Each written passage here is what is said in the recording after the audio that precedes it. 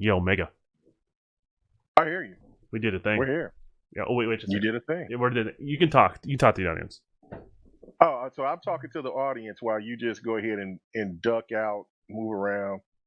What's going on here? Hey, man. See, this is I had this to is the fix my problem. hair. My hair. Oh, your hair. Oh, I see. Yeah, I mean, you gotta hide those locks. I know. AKA Don B. Anyway, what's happening, everyone? How you doing? I made the promise that my beard would be a lot better and groomed. I was not going to come to Devin the Gamer like I did the other week, looking like a mush willy. That's I couldn't let that slide.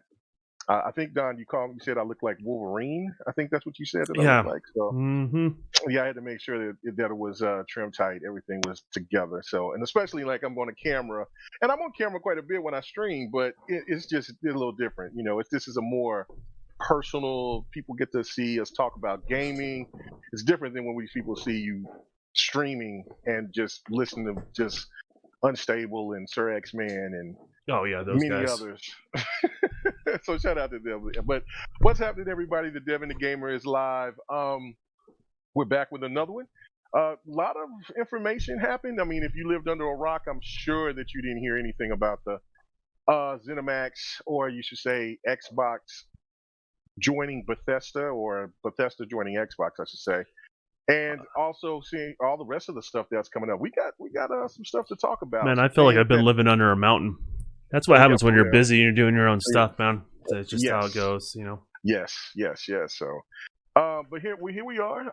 Before we get into the topics, though, I do want to say that wanted to give a shout out to the guys that we played in the Halo the Master Chief Collection tournament. Well, yeah, some of us played. Shout out to Xbox 448. We call him AKA our foundation or our flag guy. Anyway, but no. We came in, we did our thing. Man, shout out to Game Down Sites, to Xbot, and of course me and Don, we were doing the thing, and man, we was holding it down. Man, there were some good players on that team, man, and so we got a lot of love and respect for the tournament, and so I think this coming up week, or I don't know, we still haven't got that ironed out. We're supposed to go against Boom and his crew, so. I don't know. I think Boom is keeping his crew really quiet, tight knit. Like we don't need to know who they are. I don't know, but looking forward to it. So hopefully that everything can get scheduled right, and so we can go ahead and we can get it going. So, but looking forward to getting into the next round, and man, it's really fun. So I hope you guys come and check that out. It's really cool. Yeah, that was a lot of fun. I streamed it live on my channel. Are you going to be streaming it? I'll on be streaming Tuesday it this time, which maybe you know what, I'm a person that is kind of like a baseball player. You know what I'm saying? If we do something and it works and if we win or whatever, I'm superstitious. So I'm nervous if I stream, then everything is going to go to hell in a handbasket. So I might stream, I might not. I don't know, but you're saying we shouldn't mess with the formula, is what you're trying to say. The formula seemed to work last round, so I think I might not, but. If you can give me a record it and send it to me, then I can just post it. Yeah, we'll definitely have a recording. I got to apologize for the audio. The audio was screwed up the last time I recorded. I didn't know it happened. No one said anything. Everyone was being so nice. Yeah, my audio's messed up, man. Don't be so nice. You let me have it. Because he's not very nice when other people's audios. Because I can't fix it, right? Like I can't fix something I'm not aware of. So, and it's for you guys' enjoyment. So, it's not like cable or anything like that you're paying for, but at the same token, you're hanging out. I want you guys to be able to stay hanging out. So bad audio is bad audio. And I'm not much of an audio guy, but I realize it's important. So yeah, no doubt about it. But yeah, all right. So anything that you want to bring up or want to talk about before we get into these topics today? I don't know. I think I picked the right gameplay for some of our topics today. I think you did. Yeah. So that was not intentional, but good game, you got to play it, right? So no doubt. I haven't even started this game. That's how many games I've been just going through. It's a good one. Talks about how good it is. It's just that the slew of games that I've been playing, I'm just going through. Well, I'm saying like it's a good single player game you want to go through. You just kind of want to go from start to finish. You know what I mean? And just have a sense of accomplishment and not wander around a world and just get sucked into this really dense experience. That's what the game's for. And I think that's what it does really well, because this is one of those ones I think I wanted to get done and out of the way before I hopped on Assassin's Creed, because I know once I'm on that, then I was going to be stuck on that for quite a while. Yeah. So, but no, the game is rad. I mean, I played halfway through the game and I didn't realize the flame mechanic and some of the ice mechanics, where it would give you one would give you health and one would give you shields, and I had no idea that was a mechanic. I just thought, you do the assassinations to get more ammo. So you can mix it up in multiple different ways just to keep yourself rolling. So yeah, it's a fun game, that's for sure. So. Oh yeah, no doubt. No, it is fun. The first game, I have the first game too, but I knew how fun this was, and I know this one is more over the top. So it's just one of those things that just has to get into the rotation. So and this might be the first game that when I get back to start playing my single player experiences, I'll probably jump on this first. So, because I mean, it's not that long. I heard it's about 12 hours, something like that. No, it's about equivalent to like a Halo campaign. I thought it was going to be shorter than that. But okay, that's not bad. Okay, yeah. But it's like it's about equivalent to a Halo campaign, less backtracking. So just more of a linear experience that you have, and they do a good thing of just kind of leaving little breadcrumbs of, hey, you now have this ability, now you have this gun, now you have, what I mean? And so it just kind of doesn't ever get stale, if that makes any sense, because they're always throwing more and more stuff at you. There's actually no shortage of stuff that they throw at you on that game. By the time you're done, you look around corners quicker. It will hone your first person skills for sure. Nice. All right, Percolator. Now, since you're here, we can get started. We can go now. So thank you, sir, for letting us know. All right, man. So let's start off. Before we get into the Bethesda Xbox thing, I do want to talk about something else that we talked about on GRG Friday. Actually, before you get into that, so I normally don't do this, guys, but if you're here hanging out with us, totally appreciate it. But if you don't mind, can you tweet it out? Not a lot of people know that we have Devin the Gamer back up and going. We have a consistent schedule, and I know a lot of people have been asking about it. So using your guys' help would definitely help out the community and bring them here live if we can. If not, we'll have them on KMEGA's channel post live show. So yeah, no doubt about it. Yes, it's he says you have okay, we have your permission. Thank you, sir. Anyway, but if you could, tweet it out, send it out, and let people know we're here. So all right, what we talked about on GRG Friday, really good discussion. It still has me perplexed, because I think everybody overall was looking at it with like, all right, it is a problem. It should be addressed, but not enough people are addressing the issue. So, and that is, we're talking about the PlayStation 5 storage situation. It's a weird situation all the way around, because it's when they first offered it, they talked about that they were going to get in these the special SSDs for expansion. And I understand that they have. I can't actually remember what the name of the technology is. Is it Kraken or something like that? That's the compression technology they use. Right. So but that can be applied to any drive. I mean, that's not what makes it unique. There's certain. Oh, okay. So Xbox can use that technology, or anybody else, they use it in a slightly different way. In regards to, I mean, they have their own compression technique as well. That's what everyone knows is the velocity engine. It's part of the velocity engine, I should say. But there's things what they call compression blocks, and so what it is it basically allows you to compress uncompressed data from the drive instantaneously, and that's what makes these drives so fast. It's one of the reasons it makes the drive so fast, but there's certain requirements in order to use that hardware on the PlayStation side of things, and the general community hasn't, or as I say, the third-party market hasn't built drives to the specs that they're looking for, right? They're totally dependent on third party versus do it themselves, which I don't understand. I mean, it's cool if you want to be open to third party, but you should at least offer an in-house drive to consumers as well. There's nothing Well, don't you think stopping that's from what doing Sony that. is doing? Is trying to wait so they can have their own drive to give to their gamers? They have it. Yeah, that's what I know. That's what I'm saying. So I mean, They is that already, the holdup? I mean, they already have the drives. You know what I mean? I mean, they have to produce, of course, right? I'm sure all true, their drives right? are going to their dedicated piece of hardware, Hmm. which is a complete, complete console. But they have the ability. They can take their pre-existing drive that they already have in there and adopt it to use the M.2 slot that they've allocated for that and go from there. I don't see any reason why they couldn't do that. I mean, they can make their own little heat sink that fits in that little cavity, all the little stuff that they would be concerned about, and have quite a bit of control over that. And and they've always kind of had this weird third party kind of answer to hard drives. I mean, Hmm. even the PlayStation 2 was kind of like that, or what I mean. And Mm, so that it's is true. Yeah, they've always kind of, was it PlayStation 2 or PlayStation 3? I can't remember now. it It's was probably PlayStation 2. was it 2?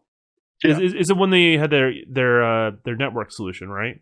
And they yeah, they had a hard drive and they had like a spot in the back of it, if I remember correctly. right. Yeah. You can put like a 3.5 hard drive in there, so spinning plate drive. So yeah, they've always kind of had that sort of kind of thing. Even with the PlayStation 4, like they had certain requirements, and hey, you want to expand your storage? Go ahead. You know what I mean? As long as you meet these requirements. So they always kind of had that solution, but I think with this one, they're a little bit ahead of the game on the third party support side of things. And because of that, you're not getting, and this is somewhere where Microsoft did really well is they prepared, right? There's no reason why Microsoft can't have another third party partner outside of Seagate to make their drives as long as it adheres to their standards, right? But they partnered with Seagate. They made sure they had the drives, and they had the drives available, post launch. So I don't know. I think eventually they'll get it, but they also don't have as many backwards compat solutions out there. So they don't have people filling up their drives. They don't have the instant resume thing going on. Well, if people are playing Call of Duty and other titles, especially Call of Duty, that thing goes up to 500 gigs, and But even if you use the compression technology that PlayStation has, I mean, it's still 250, 300 gigs. it'll be a lot That less if they Yeah. once they start applying it correctly. I'm not really worried about that. That's something's going to take care of Mm. itself. You're going to see.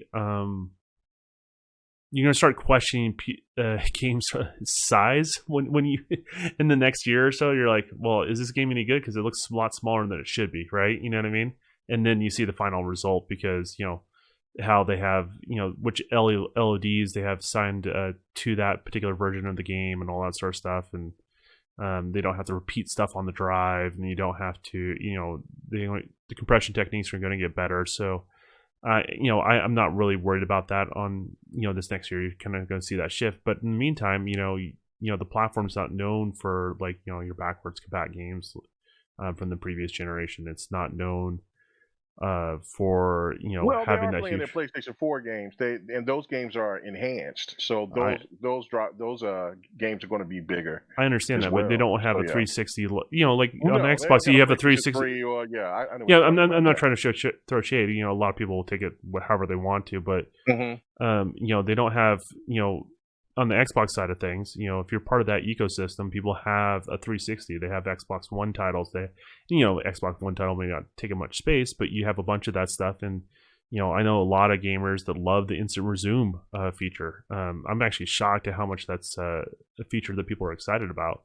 But they love Yeah, it. I was surprisingly happy with it. It just, it wasn't something that was on my radar at first, but once it just happens, and especially like, at Fight Night, we'll go and we'll play a couple of games, and we'll recap that later week or whatever, Mhm. and then we'll go in, and that game is still it boots right up. It's still on.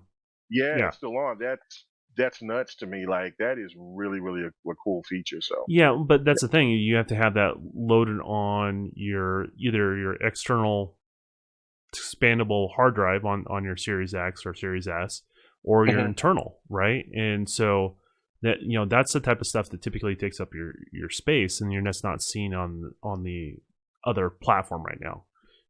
So they're not fighting for nearly as much space, and even though Sony's got a good launch library, it's still a launch library. It's still not a lot of games. You know what I mean? Everyone's got a shortage game at launch. So I just think it's something. It may be more of an issue down the road, but right now I just don't think people are worried about it. So Well, yeah, I just look at it from the standpoint of like what I was saying the other night was, if this was Xbox that was promoting, an external hard drive and or an external SSD drive, and they didn't deliver, how it all would be played out. And I ain't trying to bring up the like and put it in like a fanboy aspect. It's just more of the thing to me. It's just it's like, a look, I mean, tip. I just It's want a tip for tat thing. tip for tat. I want Yeah. consistency. Like, I mean, this is, you promoted it, then you shut it down right before launch. Nobody can use it, and now we're going into. Now you're saying that you can. I think they just got a report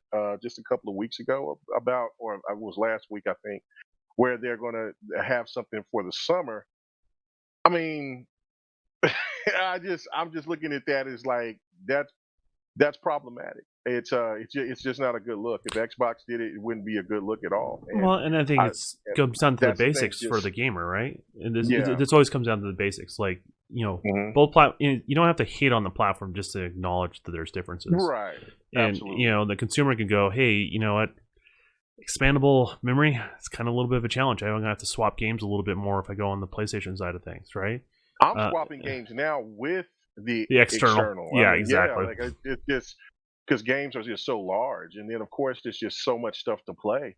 Um, and it just blows my mind. But I'm just knowing that the PlayStation community is definitely going through the same thing, especially if you got Call of Duty in your hard drive, and if you got Valhalla, and just, I mean, I think I got what 12 games that's on my internal, and that's just telling you right there because you got the Master Chief Collection. I have Halo 5. I have um, Gears, and all three of those games are 100 plus. That's 300. That's 300 gig, 300 plus gigs right there. So and I can just imagine like once if somebody's trying to play, if they get they got the enhancements for God of War and they got the enhancements for Ghost of Tsushima. I don't know about The Last of Us 2 yet, but those games are 45, 40 to 50 plus gigs. And then if you add those enhancements on it, with the 4K and 60 frames, and that's gonna bring it up a little bit as well. So I just feel for the community because I mean it's just like Sony just be consistent about it, let people know, and they did. But I just want the community just to have the same type of uh, and basically talking about the gaming media, just have that same type of energy for it Well, because I don't it's want the hate all right. energy, right? Like I Yeah, just no, no, no, no just hate, but just just acknowledge question. you acknowledge Yeah, what's so going on, yeah, and so that's people can know fine. what's going on. Well, Yeah. and you So can't, as a media, you can't really say you're for the gamer if you're not willing to acknowledge the elephants in the room. right. I mean, like, because there are big arguments always like, hey, we're doing it for the gamers, so they don't spend money on products that they're unhappy with, right? Well, then you're not being very consistent either. If that's really the case, if you're not willing to acknowledge the differences, That's the point. the difference between nitpicking, right, and just acknowledging that there's some differences, and when are those things going to come to the platform? Just we get games that get delayed all the time. We talk about that stuff. I mean, why can't we Right. talk about the fact that this accessory is not available yet? I mean, you can point it out. Like, Xbox didn't have its own in-house headset until recently, right? They didn't have. You can point things out. It's okay. It doesn't mean you hate the console or anything like that. It's just talking about areas where it can improve and you would like to see better. And I think that's. I think if we weren't trying to get the tit for tat thing all the time with I see within the community, I think we would have a lot better stuff now. You know what I mean? Because I can think it's really easy to dismiss gamers when they're not being the most reasonable. You know what I mean? Or Right. There was how they somebody present themselves. So there was somebody that said today because of what Xbox is doing right now. They may try to make it out. Well, all of our slander and our hate towards the console and towards the company, they listen to us, so therefore we should get the credit for them making these moves. And I just laugh like, really?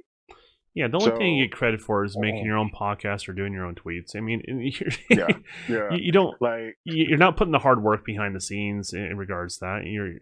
I don't know. I don't know if I yeah. can hang with I was that like, crew.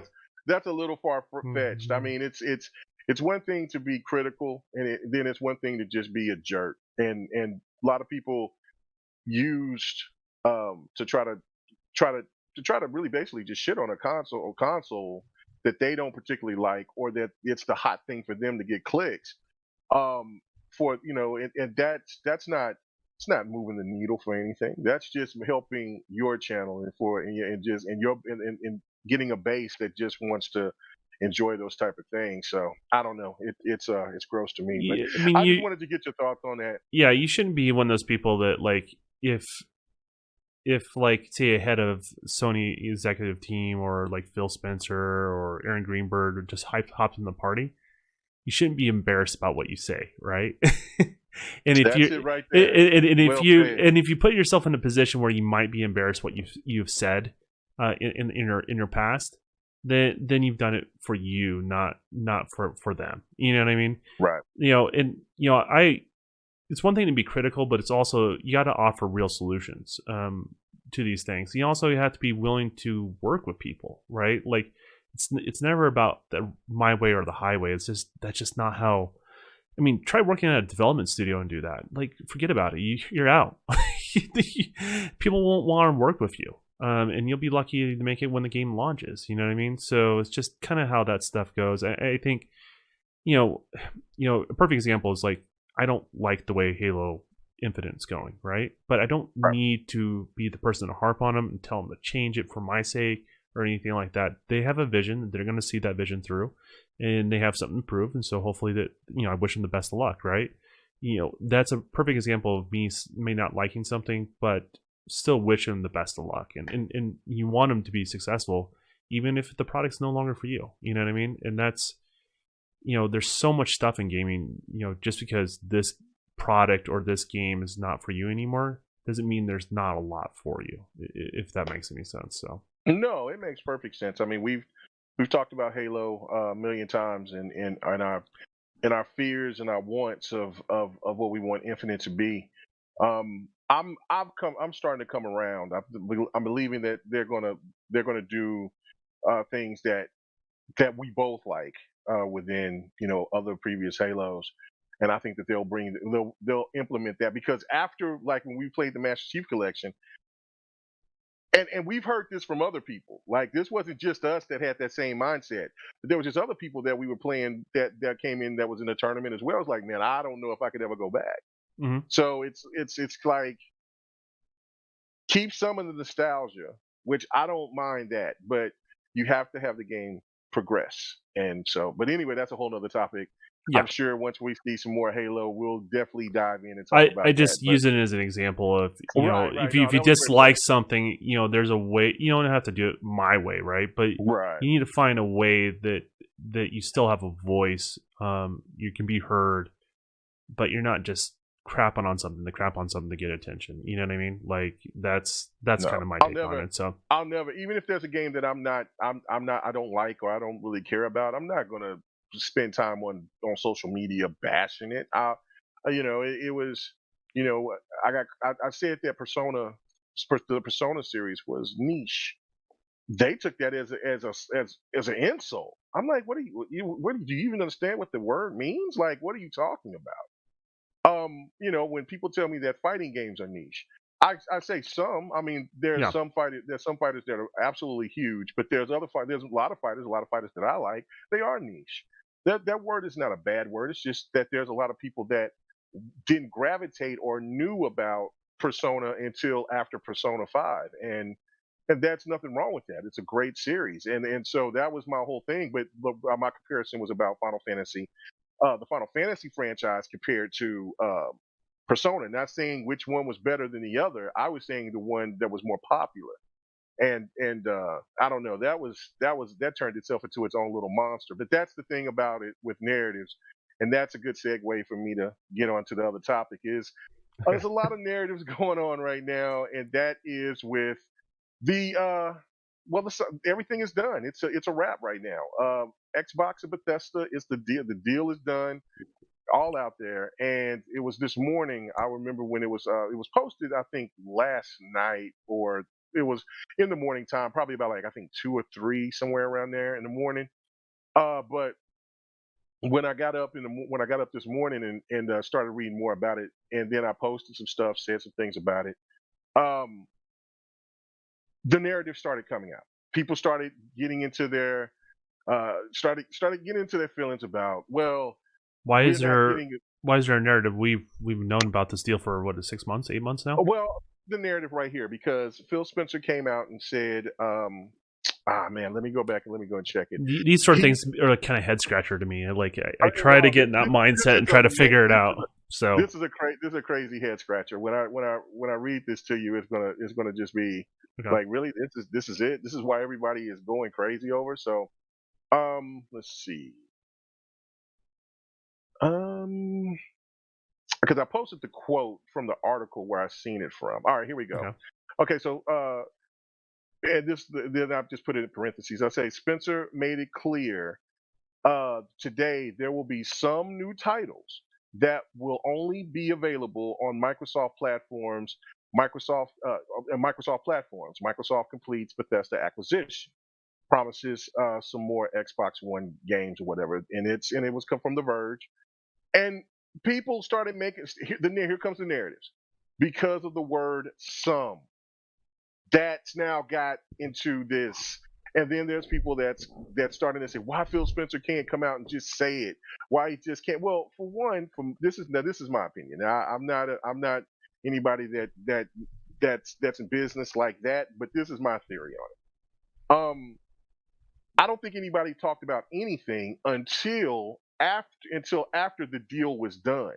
I think that right now they're going to be in the process of wanting to talk about what they want to do with each game, and which games that they're going to make exclusive, which games that they're going to put on multiple that's going to make be a multi-plat, things like that, or if they decided they want to make everything exclusive, or if they want to put everything out there. I think the discussions is going now, because I mean, if you really think about it logically, why would you talk about this when there's all this red tape? I mean, you want to have the ink dry first before you can have any negotiations about what you want to do here. Yeah, you got theories, and you may talk that with your team about what you might want to do, but until you get everybody involved in the same room to talk and discuss about where the direction, where you want Bethesda to be, and where Bethesda wants to, what they want to do with Xbox.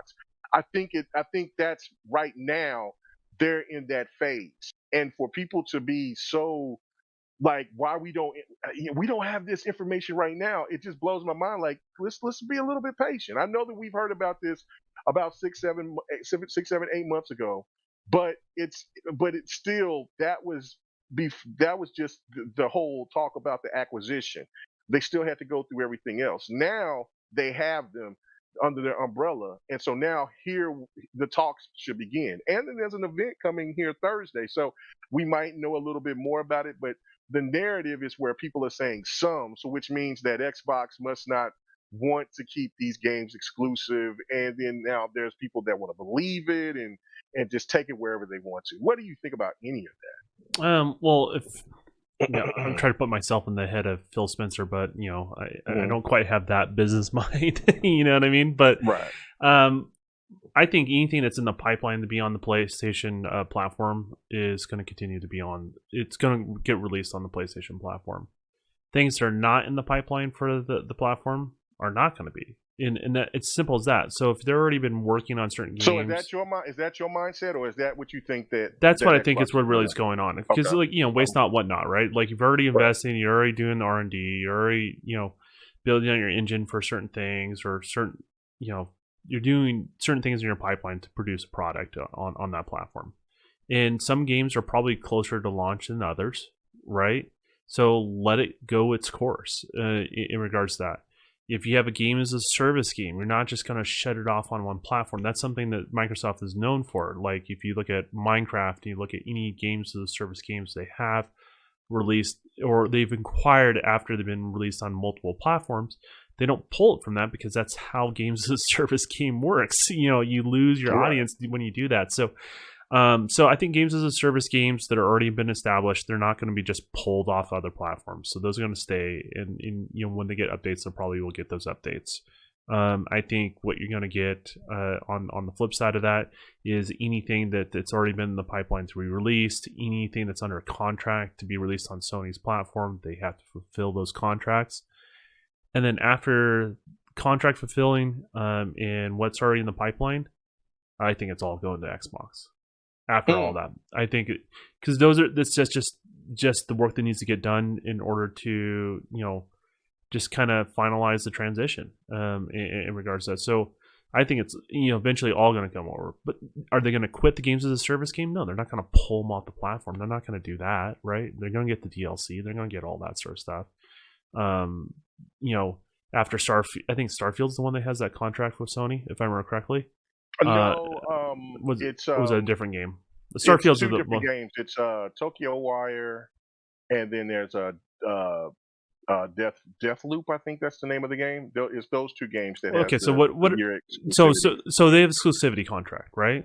Mm-hmm. It's probably a time exclusivity contract. So they're just going to release on Sony's platform. It's simple as that. And it's a new game that's not out yet, right? So, I see it going that way. I just don't see, Microsoft's not going to neglect their promises once they've acquired somebody. You know what I mean? They're going to fulfill those obligations that they have. And once those obligations are fulfilled, the grand plan is going to go in place. And I know people may get upset, like, hey, if it's not released on their favorite platform, like, say, Sony, right? But that's or Nintendo's platform, right?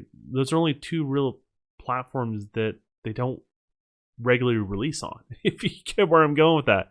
And if you want to play one of those properties, it's not like it's expensive to play on those play this property, so you can stream it if you wanted to. If Xbox is not your main thing, you can pay for the service and you can stream it. And that's cheap. That's way cheap to consume the game that way. Pay for Game Pass. That's another cheap way you can. So they're not really like.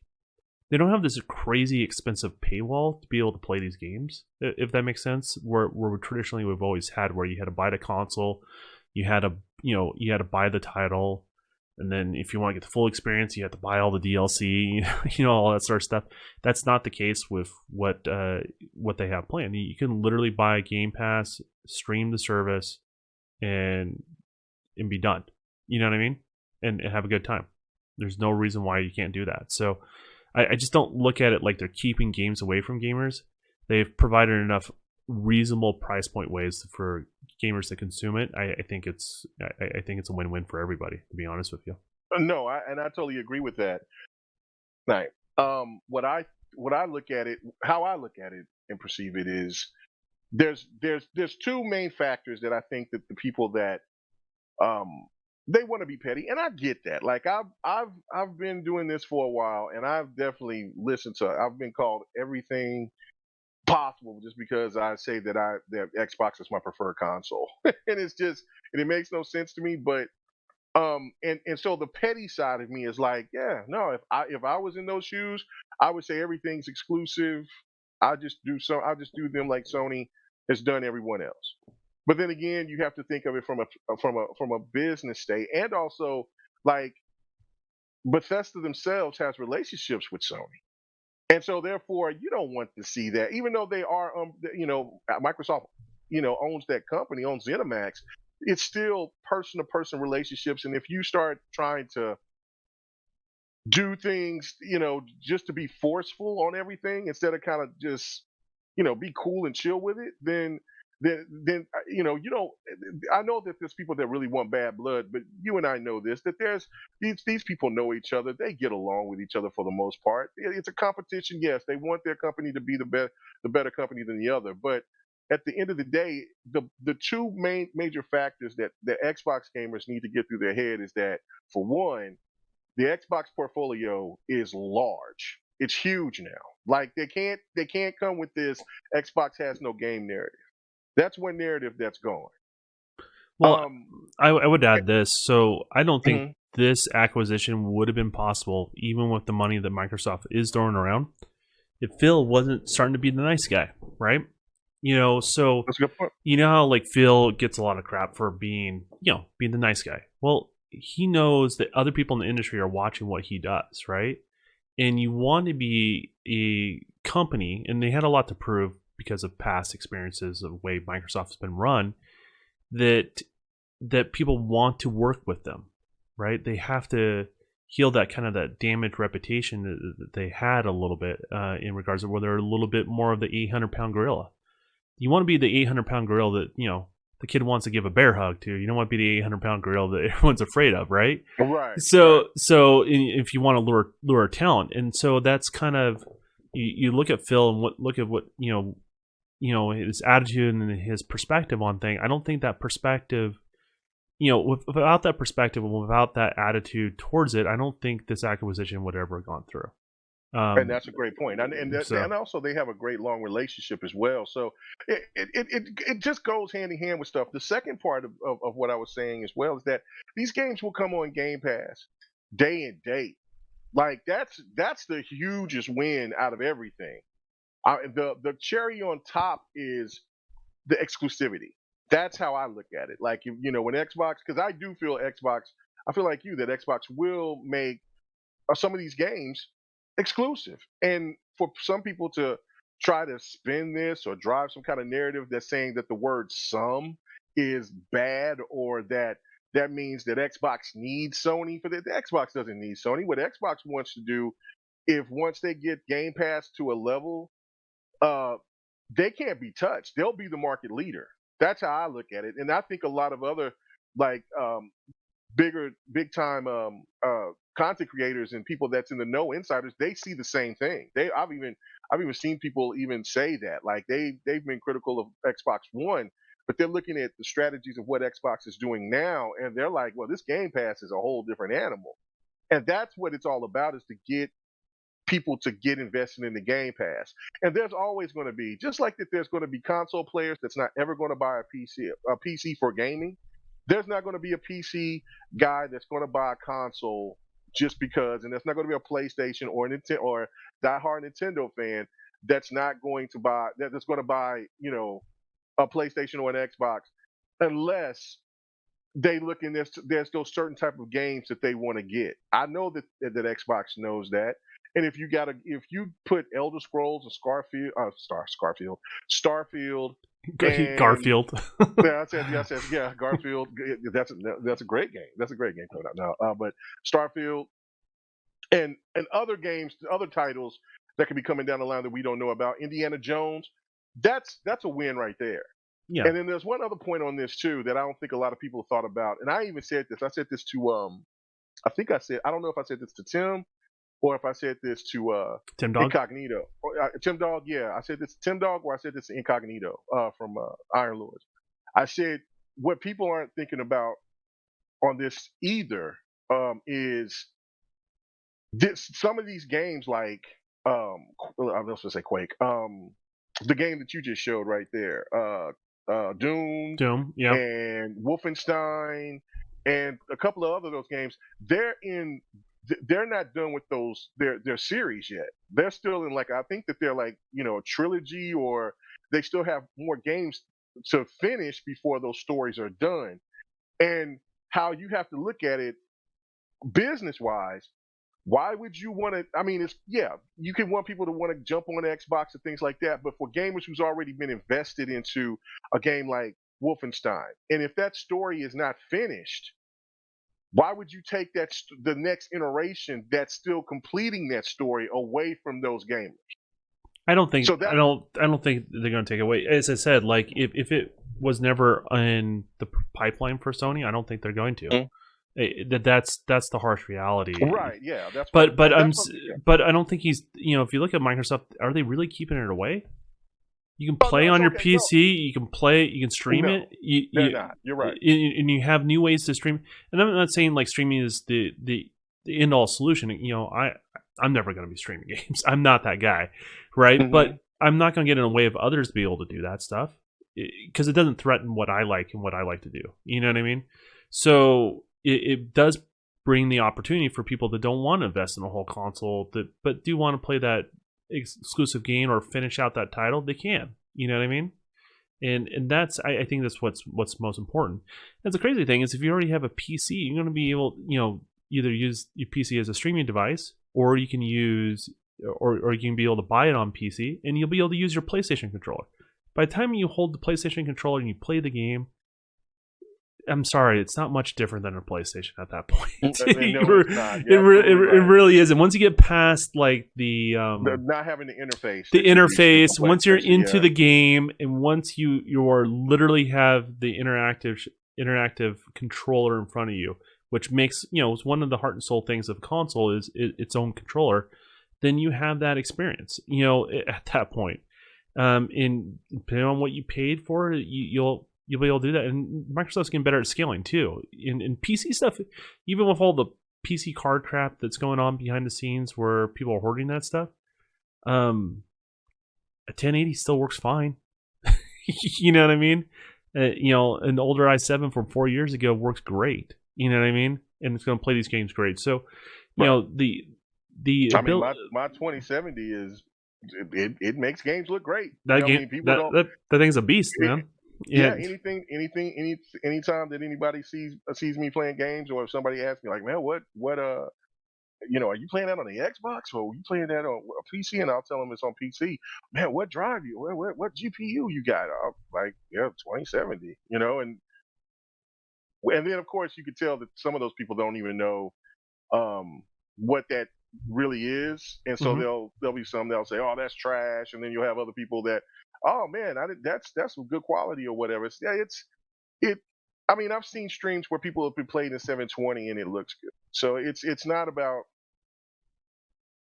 everything's about power and all this other stuff. Like I'm saying, these narratives it's about what you don't have. It's what it really comes down to, and it kind of breaks my heart to see gamers boil gaming down to such petty things. You know what I mean?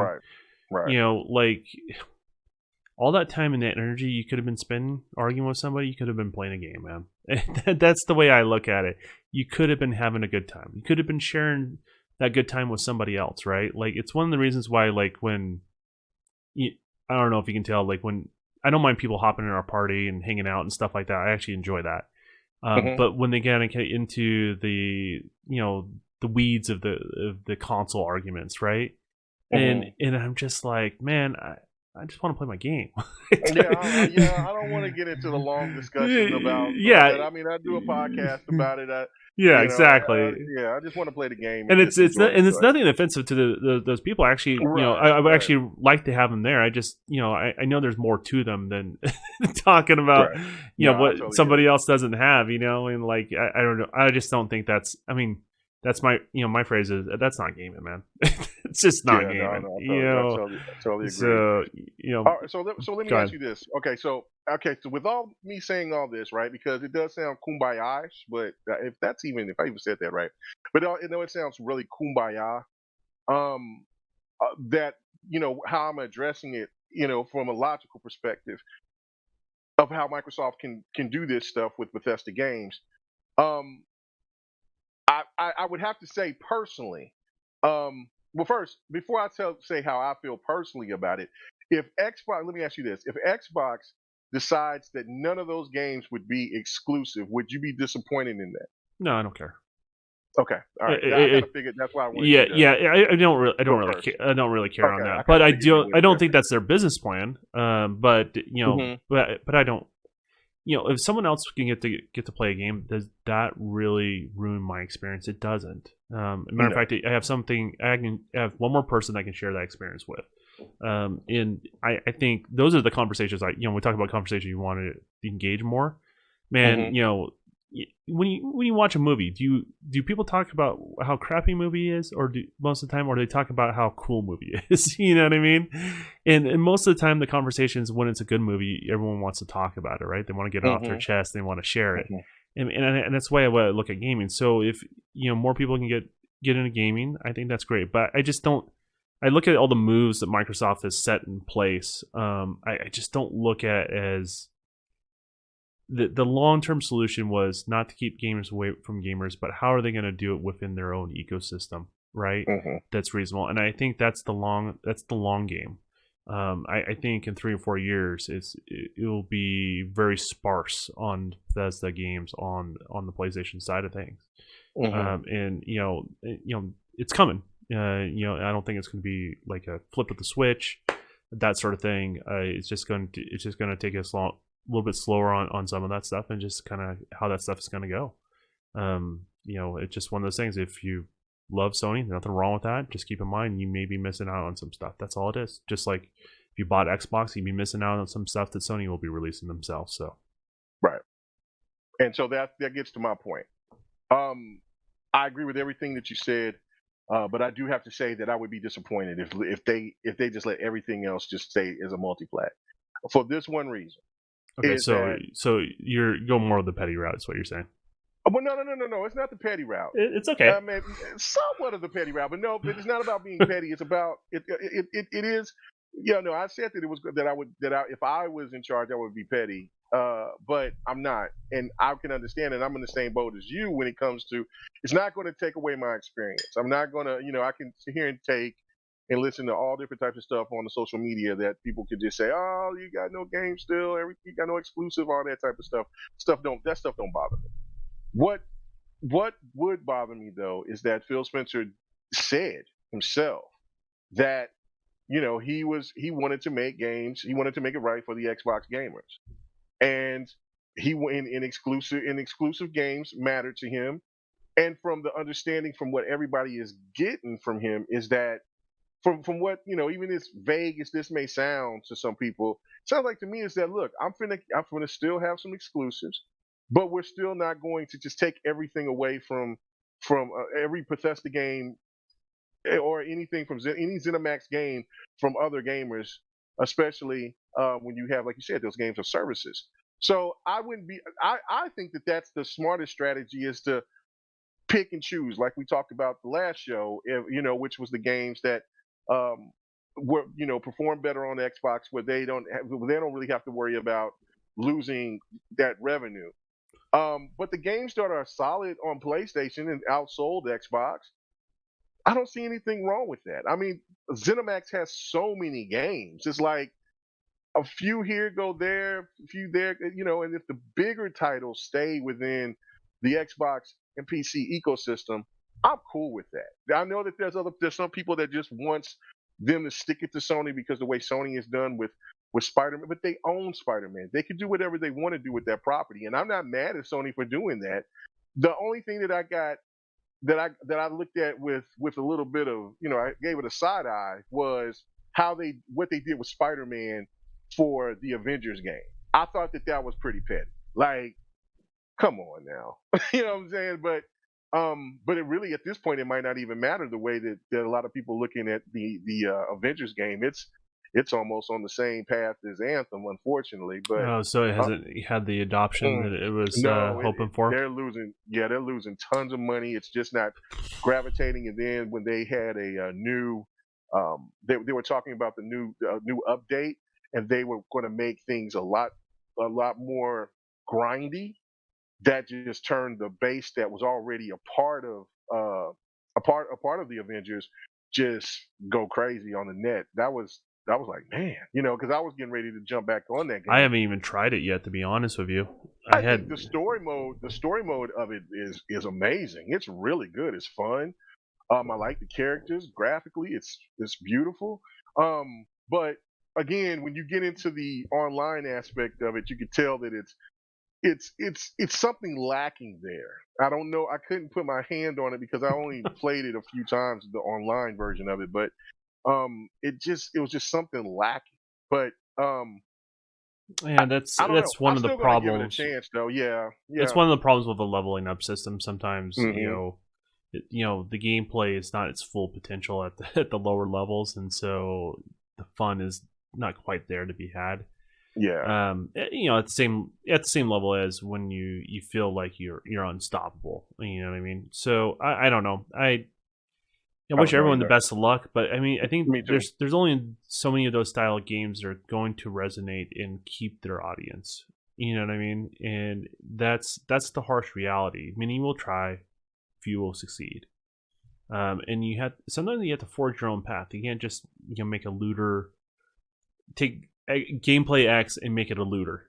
You know what I mean? You Right. just can't do that with Right. every single I think the game would game. have been hell of a lot better if it was just a single player experience, or if it had online elements of you playing a storied game with friends.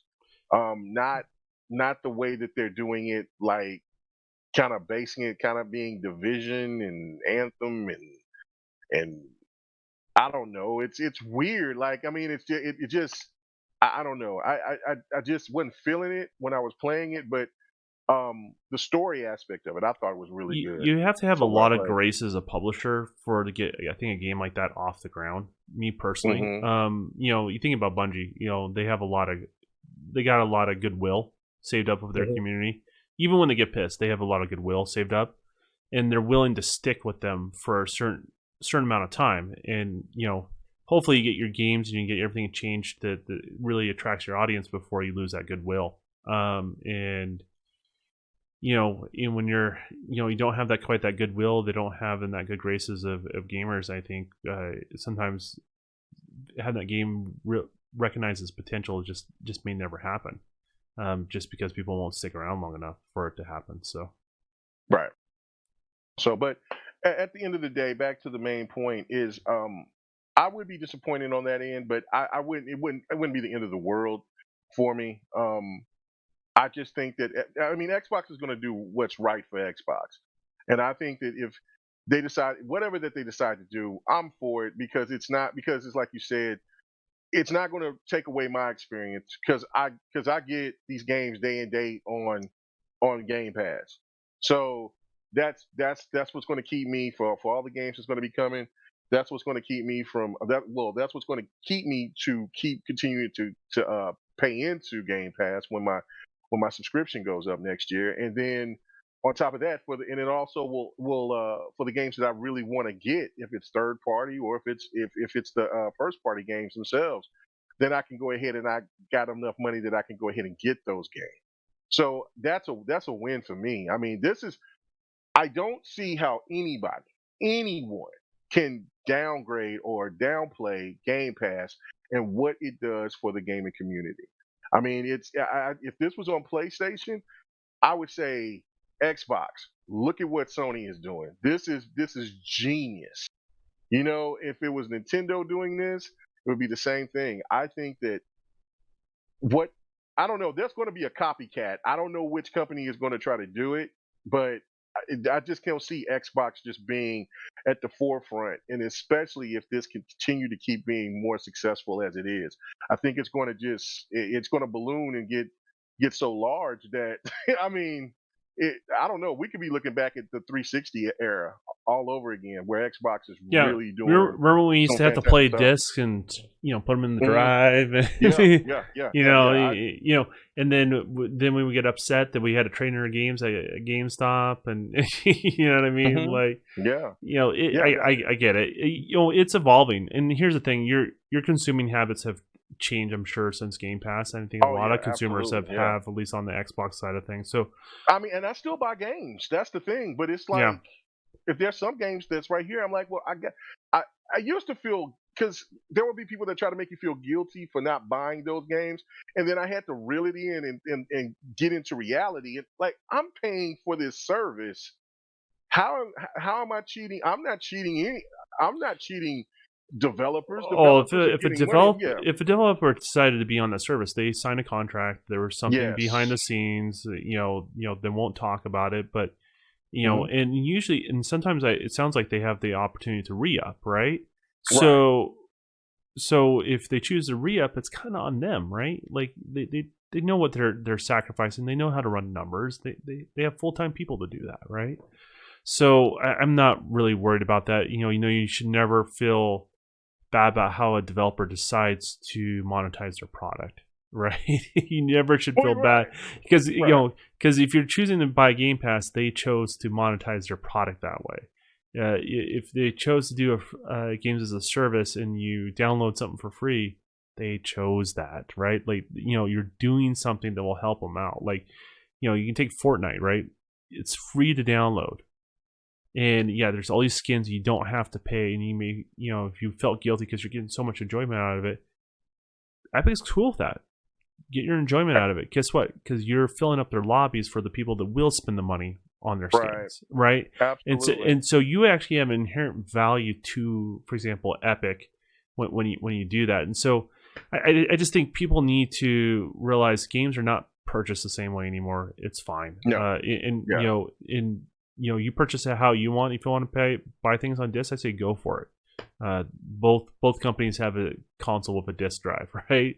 If you want to go in the store and do all that sort of stuff, you can. If you want to, you want to install it, and that's how I choose to do it. I choose to do everything digital installations.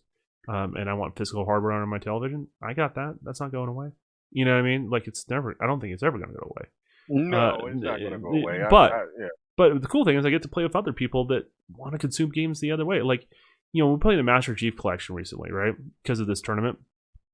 And I can't tell you how much enjoyment I have gotten winning against other players I know have a keyboard and mouse. And that stigma that's around keyboard and mouse, how they're always going to have an advantage. Nah, it's not necessarily true. Just because you have a keyboard and mouse doesn't mean you're good at it. You know what I mean? Exactly. So, and it's not the knock on them. It's based on, skill base. I think more skill based matchmaking is more of a key thing than is the actual interface itself. But and then there's some people that are going to own with keyboard and mouse. That's cool. That's whatever. I probably won't be in with that lobby. You know what I mean? It's no big deal. So, right, you got to bounce out. It's not even got to bounce out. Like I'll either get owned and get knocked down a tier, right? Yeah. Or I can hang. One of the two is going to happen. It's not a big deal, and they'll float to the top, and I'll float where I have people I can compete with. So. I look at all these things when people are arguing with last generation, and you're looking forward, and I'm like, why are you guys arguing about it? And then it's weird, like I haven't, and there's no shade towards anyone, but I haven't listened to a lot of podcasts recently. It's the same arguments over and over and over again, and I just like, you're not enjoying what we're getting here. Like you're not at least giving it a try. You know what I mean? Yeah, and that goes back to what when I started talking about the narratives about people even getting upset about. See, it's just so vague. Why you just can't come out and just like? Do you not see how many games that Xbox is going to have at its disposal, and that if you're on Game Pass like I am, what that does, and then on top of that, like just overall, like they're going to be working on new IPs. There could be cameos. Like, I mean, the one thing was about like Master Chief and the Doom guy and just all different types. And just the potential of if they ever get to having somebody to work on Killer Instinct, what that could do.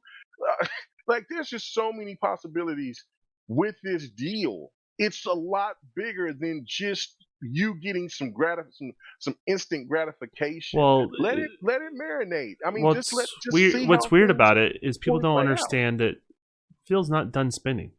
Right. There's many people more studios he's going to get. So they has to hold up that relationship. First of all, I don't think it's in his character to change. What you get from Phil is what you get from Phil. Sometimes he's a little bit reserved, but that is Phil, right?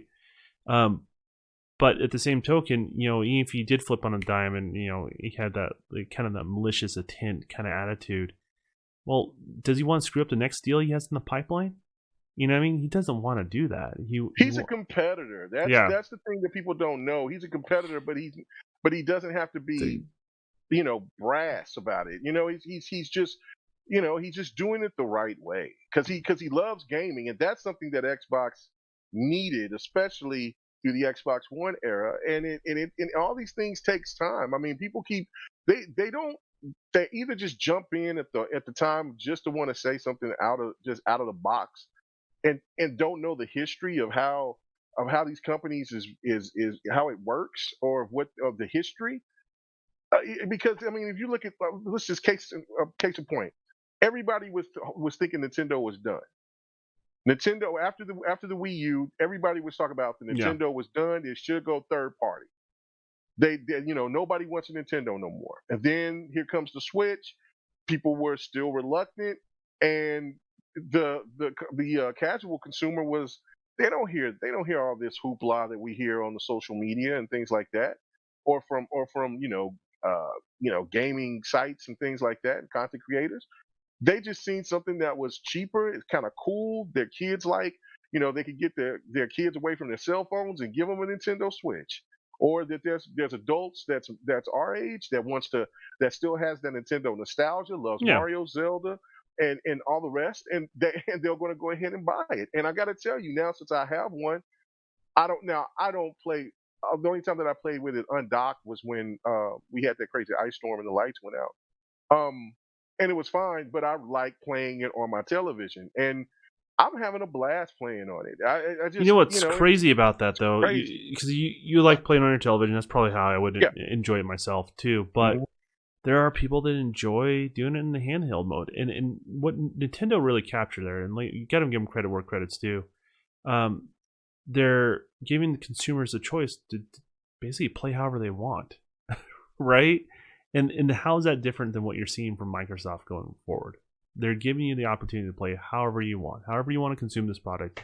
You can do that. So I don't know. I think it's kind of a circle conversation where we kind of keep looping back. But It is. One Bad Mother got a great point right here. Let me read this. Is he still doing his crunches? Yeah, I don't know. That's why I put the potato guy right there, so he could get him knocked out.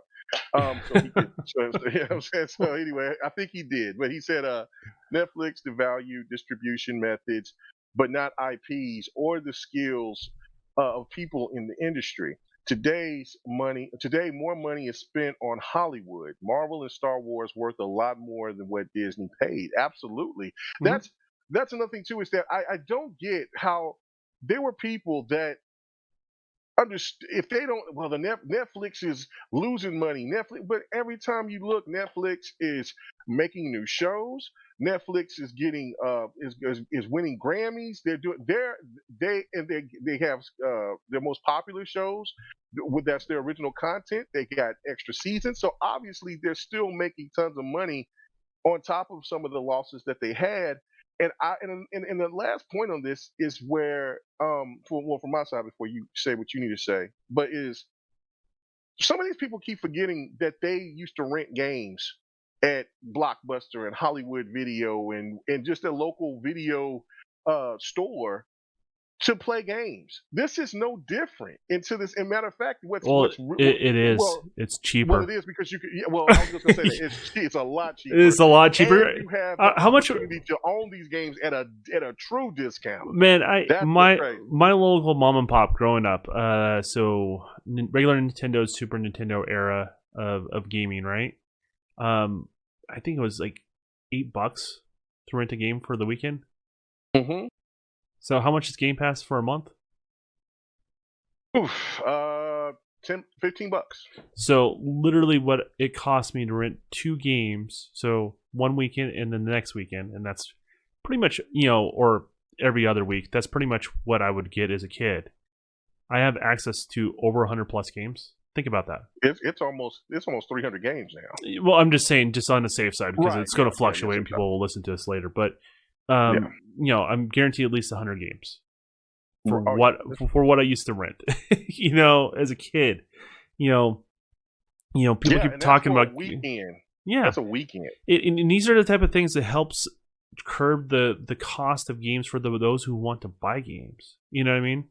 Because these are alternative revenue streams for people to consume stuff. So they'll still make their money. They'll make it, in the short term and long term, and the overall combined, they'll probably make more. And so, yeah, I just all this stuff, like, it's one thing to acknowledge there's some areas to improve, but I think missing out on an opportunity to enjoy your favorite pastime, it's really just, I just find it sad. I really do find it sad that that's how people do what they want with their own time. They have their freedom of speech. They can say whatever they want. But man, it's you're missing out. You really are missing out. And I really want more gamers to enjoy games. Right. Like my wife doesn't play very many games, and your wife doesn't do a lot either, from what I understand. But you're gonna do everything you can to make sure you play games, so you get lips, right? Right. I'm gonna do everything I can to teach my wife how to navigate a first-person shooter because she has a hard time with the two different independent analog sticks, right? So we play occasionally. We play what's the game? I forgot. Sea of Thieves. We play Sea of Thieves because it's a little bit slower pace, and she doesn't have to worry about aiming with a reticle nearly as much. You know what I mean?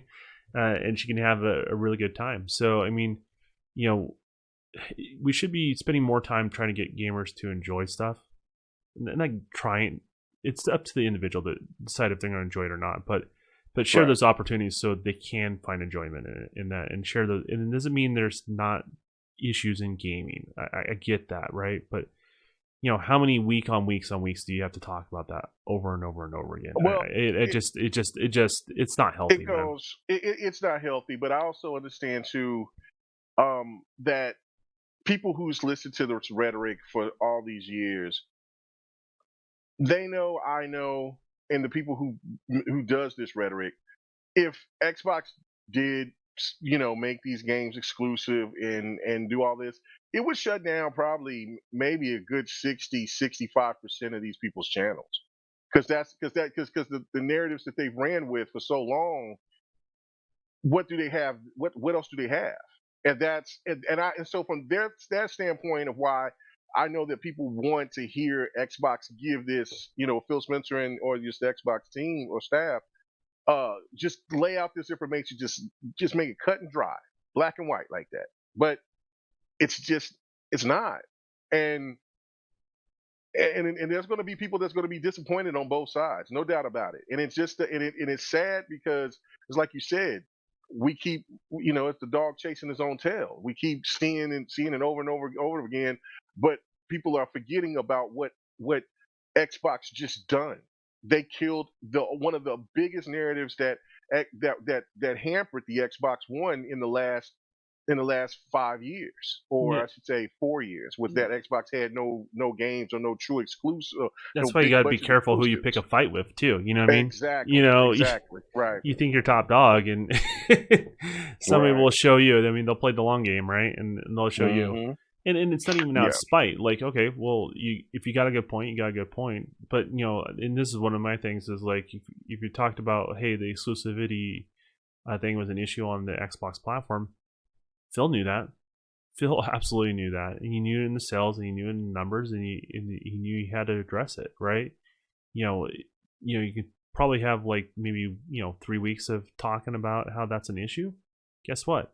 Beyond that, then you're not doing anything at that point. You're just trying to single boost yourself at that point, and it's just, I don't know. That's one of the things when we first started podcasting together, one of the things we always made sure though is we had our own gameplay, because it was about gaming, not necessarily about putting yourself in a pedestal over another person.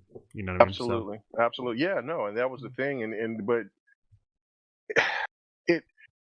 that's why I'm still going to stay consistent. I know that you're going to still stay consistent. Yeah.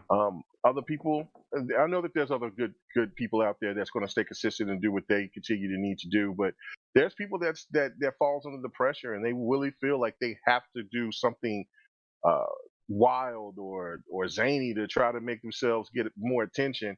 As long as things are steady on my end, and I'm not in my, I don't care about like the fame of trying to get 1 million subs or anything like that. I just want to just stay consistent, so where people can go back and they can look at my content from when I first started, and when they can look at me now and they can say, Mega has not really, there were some things he may have been wrong about when he had predictions or things like that, but he never just completely flipped the switch and tried to act one way and then do another. That's just not me. I know there's been plenty of people that tried to do that, but I mean, you see short-term success with that, but you don't see long-term success, right? No, doesn't make sense. And it is that enjoyable? I guess I don't know. I don't get it. I mean, I can spend my whole entire day try to relate to people like that, but you know what I got to do?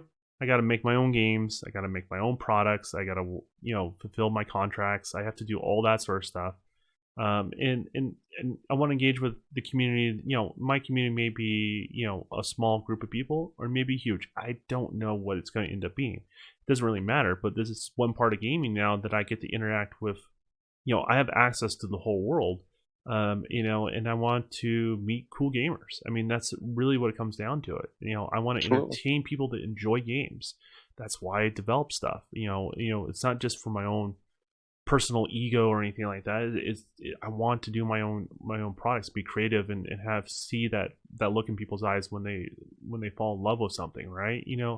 There's something to that. And so I don't know, near the tail end of last generation, I'm just like, man, I started getting bummed watching people do what they do, and the thing is, like, I know a lot of these people behind the scenes, and I know they're, you always hear me, like, I always talk about people's potential. You know what I mean?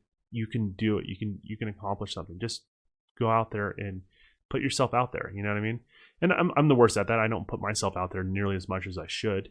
You know what I mean? Me too. But if someone's brave enough and they want to do that and they want to pull those risks, the risk rewards, I think that's great. I mean, look at some of the biggest people on Twitch, or some of the people way bigger than us on YouTube. They don't get involved in any of that sort of stuff. They've already rise above it. And right. And that, if you look at that, anyone wants to create, and that could be you. That could be you as a gamer. You know what I mean?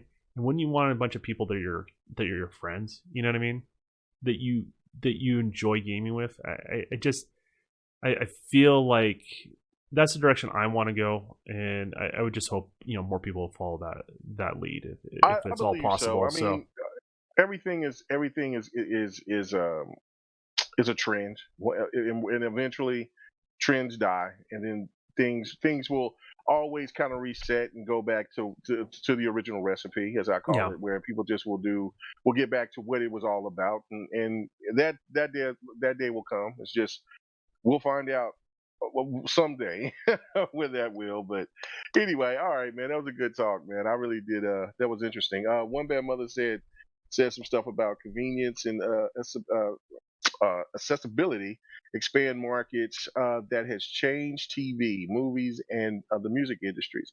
If Microsoft's strategy works, more people will play Bethesda games, not less, after the acquisition. Console war is not long for the world. It's a stagnant segment in a fast-growing gaming market. You're absolutely right. And then he says, bottom line, play on what you like, and let mega corporations worry about the sales. I mean, that's the perfect thing right there. That's the way to shut it down. He's absolutely right. And that was kind of something that what I was alluded to in the beginning when we started talking about this topic. I mean, I don't look for validation of the game I enjoy by itself, right? Me as a creator, I want everything I do to sell, of course, right? And I understand that need, but it's not something a consumer should ever be worried about. They should be worried what they get out of the experience, and how you can share it. And if it's not for you, I mean, don't continue to play it, right? Like, I didn't like Clay Fighter as a kid. Well, I didn't keep renting it every other week. You know what I mean? I chose to rent other games. In regards to that as a kid. Yeah, Bayou Billy. I remember that one. Yeah, that was a good one. But that's the thing, is like, you don't have to keep beating that dead horse. You know what I mean? It's just not worth it. What else we got on docket today, or is that all right, it? Man? Yeah, no. We got two more things. Okay.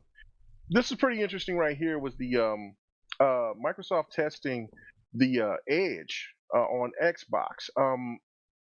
I seen that this morning, and I think somebody talked about it or leaked it. I think maybe a couple of days ago, or it's very recent.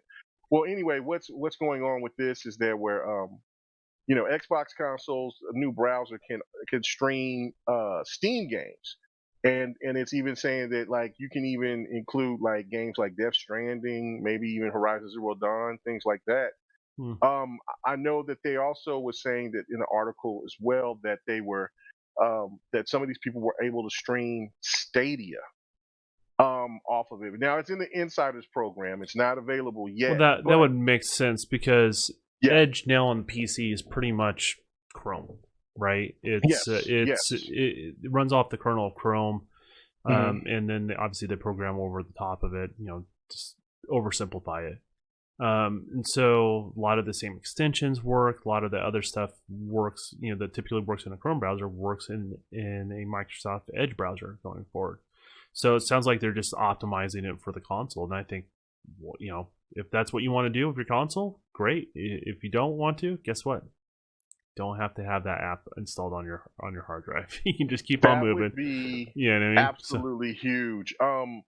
Let me read a little bit of this. It says, as reported earlier this week, Xbox testers in the Alpha Skip Ahead group, which I just got out of that. Just when I don't go back, Mega. Don't go back.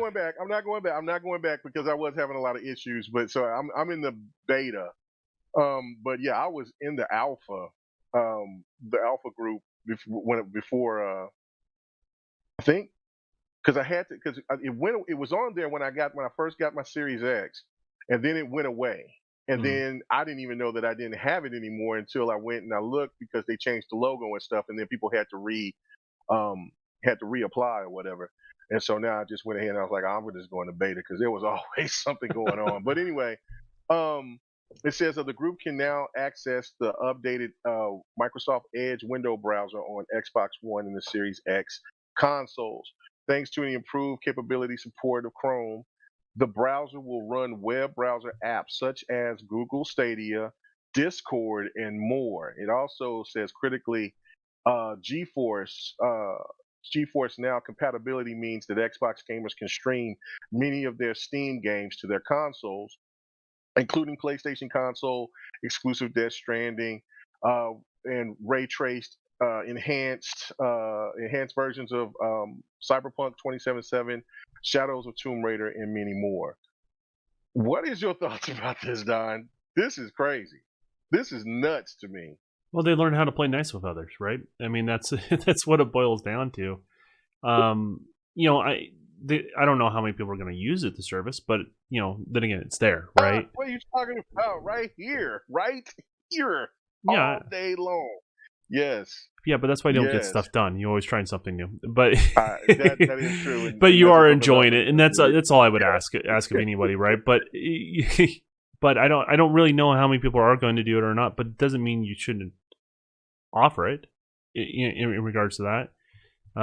So and the opportunity presents itself because you redid Edge and you built it around Chrome. So why lessen the feature set that you can do, especially with the newer consoles with the amount of RAM they have on them and everything else? I mean, I don't see any reason why they couldn't do it. So more power to them. You know what I mean? So the deal with Stadia, though, that's a little. I mean, we kind of already know that Stadia is kind of going to go away with the dodo bird. I mean, it's still around, but it's not going to be what it was supposed to be. It's not what people were picturing it, as.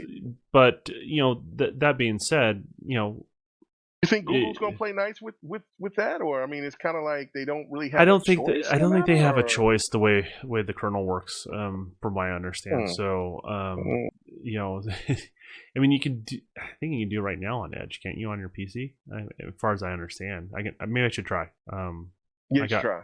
Yeah, because I own, what is it, Odyssey on Stadia, so I should be able to do that because I was part of that beta program. So all that good. What's up, Child God? What's up, Thomas? What's up? What's going on with you, brother? Man, you guys are active in the chat today. I like that. That's the whole reason why I had the chat in the middle of the stream. So I'm glad to see that. That's awesome. But I think you might be able to do it now. Maybe I should try that on Edge and see if I can. But why not, right? Like that's the whole thing. Is Microsoft's like, we're better off. We can acquire people, but we can also work with people, right, and continue to grow in all aspects. And I think that's if you look at above Phil Satya, I think that's his attitude. We want to be a part of everything. We want to be the center hub of technology, and I think Phil thinks in that same kind of thought process. We want to be the center hub of gaming in regards to that. So when you think gaming, you kind of like when you think sports, you think Nike, right? Right. Xbox wants to be that for when you talk about games, right? So it's like the default thing when mom, like for example, mom doesn't even play games, and as a kid, playing Xbox. No, I'm streaming this, so it's Xbox. You know what I mean? They want to be that thing that people always associate with games, regardless. So I mean, and people also forget that I think with Steam, Microsoft. So Steam is one of Microsoft's biggest customers. Does that make sense? Yeah, no, you said that before, right? Yeah, and I will when continue. People were saying that they couldn't stand each other or whatever, but yeah, no, you was no, one of the first people no, out like, there no, saying no, no, no, no, no, no, no. They may not like some of the things they do because companies have different views and different opinions and different interests, but Right. They're one of Microsoft's biggest customers. So then again, they don't lose. It's just a different revenue stream, a different way to make that money for them. So you think about Microsoft, like yeah, they're playing nice with Google Stadia, but it shows that maybe they're not threatened by them. You know what I mean? It's just kind of where they're at. Like, hey, more gamers. Well, that's just more people that if we can grow that pie, we can all make more, and that's the general idea. So I think that's the thought process, and I don't think they don't have they have more open policies now than they ever had before. So Right, and that's another thing too, because that was a great point that you made. Was that like, I mean, the first thing that you'll hear from people, it was like, well, that's taken away from the Steam from Steam players. No, that will increase Steam players. For the people like me that will jump on the window browser, and well, I already have a Steam account, but for those who don't have a Steam account, and if they can still play their games on their Xbox, and they can still use their controller without having to use keyboard and mouse, that's that their Steam is going to gain more followers, more, and that's and it's going to be the same to where for like with Game Pass, for instance, since you got Game Pass on PC, they're not going to buy an Xbox, but they can definitely go ahead and get Game Pass on PC, and then that's helping out Xbox as well in the process while they're still playing their games on the PC. It is it's just like what you were saying about this stuff. They had that vision with the Xbox One with the all-in-one device. They just added media into it, and then of course people went crazy, and then they were trying to it's supposed to be about games, games, games, games, games. So now they're taking away the games, and then the competition is making it about media, and they're still talking about games, but they're still trying to do. This is the thing that trips me out about all this stuff. Every console since the PlayStation 2 was about media and games. Oh yeah, Every console. With PlayStation 2 wouldn't have been as successful if it weren't for the DVD player. I mean, that's historical. Right. That's part of the historical documents of what happened on the PlayStation 2. And doesn't mean it wasn't a good system. It was actually probably one of the better systems than Xbox, right? But it just, I don't know. I think it's just a little strange that people get stuck in those loops. They just look for the chinks in the armor, whatever the other person doesn't have. Therefore, it makes it better. No, they just don't have that focus. Okay, well, cool. If that's not something that appeals to you, then it doesn't appeal to you. I get it. You have to pivot as an industry. But I think that's just a testament to not only just Microsoft, but Phil. He just understands games. It's a media that not everybody understands, right? It doesn't span all generations of the public. At least not yet. It's getting there, right? When you and I play games, it was, I had to watch my back. In high school, and I was malnourished and I was too skinny to hold my own. You know what I mean? I'm not the fine chiseled piece of ham I am today. You know what I mean? Listen to this. Oh my goodness! But he's got a pot belly. Where he drinks too many beers. Stop it.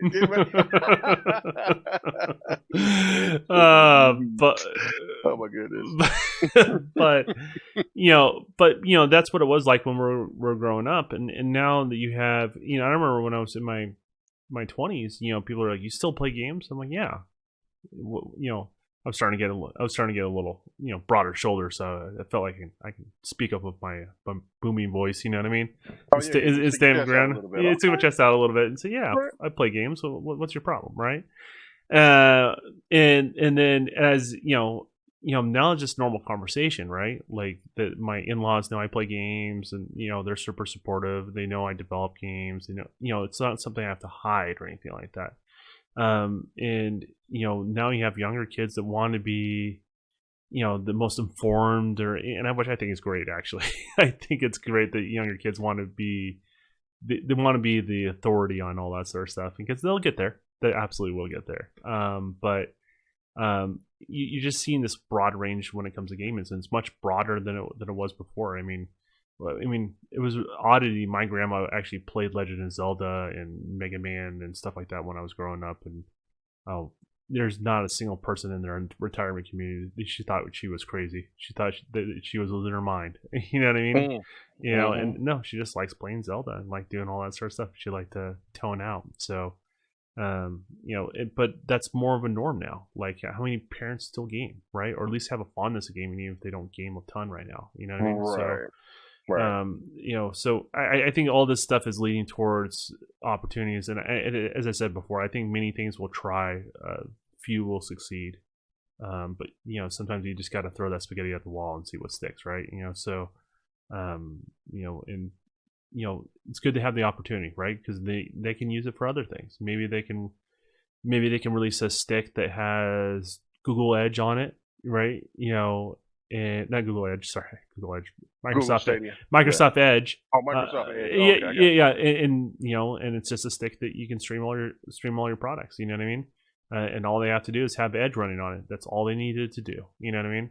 And you can access anything with that device at that point, right? You can access anything that can be streamed. You can access YouTube. You can do all your web browsing. You can do all that stuff. And there's no reason why we can't do that. And obviously, devices like that are successful out there. So I don't see a reason why they should hold back. I think they should go for it and see what the fruits of the labor is. And some of that stuff is going to fail, and some of the stuff is going to do well. But time will tell on that stuff. So. No doubt about it. And speaking of that, I don't know if you've seen this, but I've seen somebody post where there was a lady that was she was a gamer, and I guess I don't know if she owns a store or what, I don't know. But the people asked her how long were her internet cords. And so she was like, I don't use internet cords. I have this this HDMI. It was a little HDMI box, and it was and she put it next to her Xbox, her Series X, and then she had a receiver HDMI box, and they transmitted to each other without any lag. And so I don't know if you've heard anything about it, but it was slick. And so I'm like, I got to find out. I got to find out more about that. So if I find that video, I'll show it to you. That stuff is getting better. In regards like, to that, there was no lag, but she was like, we don't use cords here. We just use these HDMI, like pretty much Wi-Fi kits, and there was those little boxes, probably about the size of I'll tell you exactly the size of it. Where is it? Right here, about the size of my hard drive. This hard drive right here. You see this thing right here? This puppy is what I got to take to get fixed, and it's going to cost me a big, because this is the one with all the music on it. Is that the mechanical drive? No, this is portable. Yeah, but is it mechanical? Oh yeah. If I'm afraid to open this thing because I got all my music on this thing. So yeah, I know you're over here. I see you licking your chops over there, but that's why you're in Utah and I'm in Oklahoma. Yeah, anyway. I'll get you nothing but trouble, so don't worry about it. Right? Yeah, you come up and tell me that my music. Well, Mega, let me explain. There is no explaining. We're gonna put that little. Do or do not. There is no try on this one. I gotcha. I gotcha. Anyway, but no. But yeah, no, that type of technology, man, is just fantastic. And I'm just thinking of what, like, Xbox is slowly just doing these things, and people aren't paying attention as you see all these enhancements going on with the Series X and how well prepared they were of making this console and everything that's going to be coming in this console. And I'm just saying, if it's really going to change the game, if there's going to be, because there's emulators and things like that. I mean, there's a way that you could do it and all that type of stuff. I'm not going to go say what you need to do, but for things like that, to where you can do stuff from that web browser, I mean that is a true game changer. Now, of course, there's not going to be people that's going to buy PCs right after they, if they jump over, but it's just going to be convenient for people like me and others that wants to that has a gaming PC, and it's like, look, man, if I could just keep it, if I'm a console first gamer, this is where the only place where I want to just play my games at. And it still will have me to buy my games on PC. I still buy my games on Xbox. I mean, but it just makes it into where it's that I'm staying more into the Xbox ecosystem, and that's exactly where Xbox It's wants to like it's like be at. you never It's just left, smart. right? Right, right. It's just That's the really whole smart. point. Like, here's the thing, Hmm. like I probably wouldn't consume it that way. I'm not a overly huge fan of Steam, but I would, if I was going to play a Steam game, I would just play it on my PC right next to my console, right? Hmm. But not everyone's set up like that, right? Like, Right, some people just have a family computer, right? right, And maybe you want to play on the big screen. You don't want to play on the, what I mean? You don't want to have to play on the tiny little monitor that. Before anyone says, "Well, my setup's not like," yeah, you got to keep in mind other people have other setups that are different than yours, right? And and with certain families, like that will allow you to play on the big screen television, and so, and some people don't mind playing on a small monitor. It's like there's all sorts of different type of gamers. I think gamers do this mistake where we tend to put ourselves in the box and try to shove everybody in the same box, right? There's only right, so much room in that damn box. You know what I mean? right, you, right. you got like me, like, for example, I'm a casual fighter guy. You definitely have to play your fighters every week. Yes. Otherwise, your week hasn't gone right. You know what I mean? No. Yeah, I'm It, cranky. yeah, you're a little bit cranky. Yeah, a little, little. The blood sugar is just not quite holding up how it's supposed to, Oh right? my goodness. Yes. Oh, yeah. And so, I mean, but that's the thing, is everybody's a different type of gamer, and I think what this exposes more than anything else, and I think it's something that the industry is known for a while, is you can't just keep shoving consumers in a box and expect them to be the happiest they possibly can with you, if you get where I'm going with that. And so these changes, it brings the product to the consumer, not the other way around. And I think that's a forward way of thinking about things. If the technology exists, you build out the technology, and if it resonates with customers, it resonates with customers. If it doesn't, it doesn't. That's just kind of how all that stuff works. So yeah, I think it's a great thing. I think, then again, we're all going to consume products differently. Nothing wrong with that. And I, No. and I, and No. Absolutely. I think we should, then again, it comes back to, I'm going to encourage gamers to game however they want to game. I'll be honest about how the different ways to consume, how they are different, but I'm also not going to try to blow it out of proportion, and say you're going to have a crappy experience because it's something different than what I do. That's just not that's not going in a direction that's going to bring me more friends on my friends list. It's not the direction that's going to bring people to, that I want to game with. It's just not going to be. It's not going to end with the results that I'm looking for. And honestly, and I want all gamers to enjoy as many games as possible. I mean, so that this is a means to do it. I think it's great. I support it. So Yeah. No doubt about that. No doubt about it at all. I don't know. I just thought that was just really interesting, and just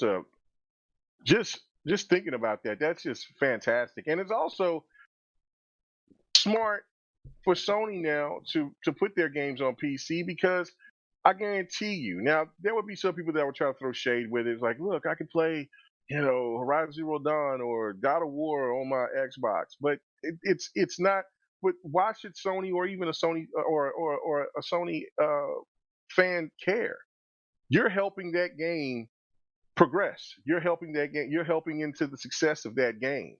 So it shouldn't matter. Like, we've made this point before about like Xbox games going to PC. What's the problem with that? That's more revenue and a better chance for those games to yeah, make sequels. And I'm all for it. So yeah, trust me, that would be a lot of people if that app comes and sees the light of day, which it looks like it will eventually will. Yeah, no, I wouldn't have no. We would see a lot of people buy these games, Days Gone and all that stuff, and play them through their through the app on Steam. But who cares? Like, I mean, if they're enjoying the experience, or if they haven't, or if they didn't, at least they know exactly. They gave the game a chance instead of just wanting to just say that the game was trash just right off the bat because they're not a fan of PlayStation games or vice versa. I think it's a good look, and so I couldn't wait. But all right, let's get to the last topic. And that is the Xbox update. I So thought, quite a I few thought you already interesting. talked about that. Is that part of the Edge update, right? No. This is the update that just came out Okay. today. Um, no, that was just part of the beta What service with the what type of member do you have to be? Like, you have to be part of the beta program or something like that for this update? for no. This is for the update for everybody. Oh, everybody. Okay, so this Yeah, is for everybody. okay. Now I had this, and I was me and 108 Dragons was talking about it, and I kept telling them like, man, I see that I have these options for The the you know 120 and yeah, stuff like for the that. 120 and the HDR, and he was like, I don't see it, and so I was like, oh well, I don't know, and I said, well, maybe it's through the insiders web, but that stuff is already out. So here's a few of the things that's available: the customized audio controls in the Xbox app, backwards compatibility, FPS boost, and auto HDR settings, achievements returning to the Xbox app. I didn't even know that they took them away, but I don't use. I use the apps only just for clips and stuff like that when I want to post something on Yeah, Twitter or I'm not. whatever. Oh, you're talking about like Twitter, like those sort of applications? Well, no, well, it's like no through your no the Xbox app that you can get on your phone. Like you can. Oh, oh, okay, So I guess yeah, the achievements is yeah. running I through haven't there. used the Okay. Xbox app on my phone. Actually, not to be honest with you, it's never really worked right yet. Since the Oh, new it's a console. lot better. It's a lot Yeah, better I haven't now. had Yeah. had it work correctly for me. Like, I was trying to Oh, like pull like clips. I'm like, cool, I can pull clips and tweet it yeah. out, and nah, it's not showing up. You know what I Oh, mean? really? Yeah. No, Yeah. it works really good now. So They changed the whole UI and all of that. It so looks really good. So maybe there might be an update, or you might yeah, need to I'll check it out uninstall and again. reinstall. Yeah, Yeah. I wasn't opposed to it. I was actually, that's one of the features I was looking forward to, is the Hmm. interaction through the phone, but I guess it just didn't work out for me that time. Yeah. So whatever. Yeah. It says a new way to manage subscriptions, which is cool. That's really good, and so it won't be well. People can actually know what they want to keep and what they don't, or how they want to pay for it. If through is I guess a year or 6 months or however they do it. Because I know that they're changing it up with Game Pass or whatever. Uh, I don't know. Do Game Pass? No, that's games with gold that won't have a. It's either they won't have a year. I think it's only 6 months, or did they just revert and take all that back? I know that there was part of the situation that got a lot of people upset. So I don't know if they just kept that or if they released it. I don't know. We have to find some more information about that. Okay. And then TV listings in One Guide are going away, which is crazy to me, right? Because it worked. It worked on my because I still have my Xbox One X, right? And I got it hooked up in the front room, and it was crazy because when it popped up, I was like, "Oh, I missed that feature." You know what I'm saying? I'm like, "Oh man, I like that feature," because I used it a lot. But that's gonna go away. And then it's improved Oh, game management one guide experience was the HDMI pass through, right? for your television that you can when you had Hmm. through your Xbox One Yeah. and through the Xbox One X and S, you can plug in that to that second HDMI Yeah, that it's the was going pass to your through. television or to Yeah. your pass through, and then you can control your television channels through that. Well, that's going to go away. So Yeah, there's a I, you couple know, things I used to use it. on the X and Series S that I'm disappointed they didn't keep. One was the optical out, and then the other was the HDMI pass through. I really wanted the HDMI pass through, especially Yeah. on the S now. Like, I'm a little bit. So I'm here. Here's my first world problem, right? Oh yes. So my wife has agreed to a new console. She knows it's time, right? Oh. Uh-oh. She's got a 4K television and a Xbox One Fat that she's been okay with, like, because she's like, Oh yeah. gaming's not super important to her, right? So, Hmm. but she still wants to play Sea of Thieves, and she's starting to see some of the advancements where she starts peeking her head in here when I'm in the middle of a stream, and she's like, "Ooh, ooh, I need to be part of that. You know what I mean? And so I was going to get her a Series S. Because the thing doesn't have a Blu-ray drive, she's like, no, I got to have a Series X. Can you make a Series S if there's $50 more just with a Blu-ray drive? That's all I need. You know what I mean? Or if Microsoft, can you do it? Can you pull it off? or if you just had a pass through, I would be able to talk her into that. But man, since it didn't have a pass through or a Blu-ray drive, I have to get another X for her. So That's why I kept my One X. It's that reason, because I knew that I was gonna. For one, I didn't, because once I found out that that it didn't have the pass through, and that same feature for what they had, I just was like, man, I'm gonna keep this because it's the last of the Xbox One, and I enjoyed the Xbox One. I hated that they took away a lot of those features, especially that picture in picture. I thought that was a godsend for me, for where I could just watch my Rachel Maddow and game at the same time, or or if I'm watching sports and I could be playing the game at the same time. man, you're watching Whatever the politics case. and playing games at the same. That sounds like Yeah. heresy, man. Oh man, that was beautiful. I would do that all the time. Just so you guys know, that's before I knew KMEGA. He was doing that stuff. Goodness. I was watching the news and playing Forza Horizon 2 and just man and Shadow of Mordor, man, it was all good. And then like I would be watching, basketball and football, and if something big would happen, I would just switch over and get the little picture, which was the TV, and put it on the screen, and then just watch that and pause the game until whatever that was done, or if it was something really big that I wanted to see from the television side, and then I switch it back, and then I'm back into the game. I was like, I have a amazing, picture mode. It's called another television right next to my other TV. Oh my God! Stop it. Anyway, so I kept mine, and for the same reasons of what your wife is that it was crazy because when I thought that the Xbox One X was breaking down or whatever, but it really, whatever that update was, it messed up it messed the One X up. Okay. And so I had to get the drive off the PC and put it on a USB, and then plug it in and do it manually or offline. And then it updated fine. So that's what it was. The update was squirrely, but it's working there now. And then because my wife was a little upset, like she watches her Peacock, she got HBO Max because she has an LG in there, and LG doesn't have HBO Max. Oh, the smart features are somewhat limited, is what you're saying, right? Gotcha. But those smart features, are on the Xbox, and so she was a little upset. And then of course, she wants the Blu-ray player as well, and then there was games she liked playing, that Tetris game, and she's over here trying to play that golf game. Her and her homegirls playing golf, but I think all of that is all washed away because now, since I got the 360 back and they just got finished before we started the show, watching Lips for the very first time, and they were singing on it. At first, it was supposed to be, oh, let me just see it, just see how it works, and so we can get familiar with it. Next thing you know, they're singing all types of stuff, just yelling and throwing their fist up. I'm like, damn, okay, but that's what Lips do to you. Lips brings out the joy. If they get to the 80s playlist, she's going to start getting a perm. That was the 80s playlist that they were singing. She's going to start pegging her pants, putting her socks on the outside of the peg, right, and everything. Right here, ladies and gentlemen, right here. This is the 80s playlist right here. Well, no, that's the Party Classics. Hold on. No. This is, hold on. Where's the 80s playlist? How many copies of Lips do you have?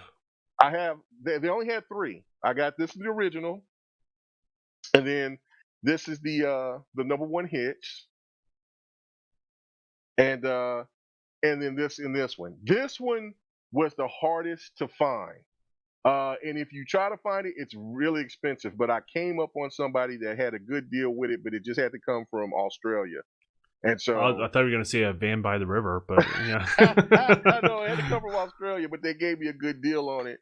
And this game was very rare. Does that game actually work right side up? What do you mean? What are you talking about? Everything in Australia is the other way around. Stop it. Oh my God. I don't have my sound effects, so you going to make me bring my sound effects for No, not on this podcast. No. No drama, mama. Yeah, I know. That's what I'm saying. When you stop it. Anyway, but no, this game is special, guys. I know I talk about it like that all the time, and back in the days on Next and on GRG and whatever. But this game is special. It always brings joy in people because it's just a karaoke game, but they're just fun. But yeah, Here's what you got to do at KMEGA. You got to stream it, yeah. but not stream the music because you don't want to get a copyright You infringement, know right? what? But For but that, I don't but really care. but It I just would be but you just want to fun to have stream it. raw vocals. Just capture that portion. That's what you need to do. So. My wife can sing. My Yeah, you wife told can me she really shocked sing. you Yeah, on at her wedding or something like yeah, that. at our wedding. Yeah, she can sing. I had no idea. I know her dad and her family would always talk about like her singing voice, but she dropped the floor. Now remember, what I'm saying? This is she a white girl, so like when she grabbed the mic, what I'm saying? My black family was like, oh Lord, what is this white girl going to do? God damn, like what I'm saying? So they didn't know what was going to happen, and then when she started singing. Like, everybody started looking at each other like, what? So yeah, even because I didn't know that she could sing like that. So, but yeah, no, it was impressive. It really was. But just to see her and her friend just go crazy, and then it was supposed to be Friday night. Some more people supposed to come over, but I'm like, look, I got to do GRG. So I'll so if people hear loud noises. That's them because they're going to be practicing on it, but because I got to take the 360 to the front room, that was already the demand, so they're hooked. But that's it, man. That's I'm really excited about it. I'm glad I got the 360 back and some of the classic games that I thought that I lost forever. Man, it's just great, good stuff. But anyway, Nice. the update itself, it's got a lot of cool stuff. So when did that go live? It went live. It's supposed to go live today. It's Today? at 9. So yeah, okay. So tonight. All right, I gotta make sure that stuff is updated before I stream tomorrow. So yeah, so I'm gonna turn on the Xbox right now so I can go ahead and make sure that I got all the stuff. But I had I think I've already got everything because I already had the preview. Yeah, I already had it in the beta. So I think the biggest thing is definitely the backwards compatibility FPS boost and the auto HDR. Okay. That's huge because that's already in there. So if you go into your game management for your older games, and I think it's on your newer games too. But you go into your older games and you go there. There should be a third little thing right there that says compatibility settings or something like that. And then when you click on that, that's when it'll give you the option if your television can do 120 frames, or if you want to automatically have that game do a auto HDR, it'll be right there for you. So I think that's huge. That's really good.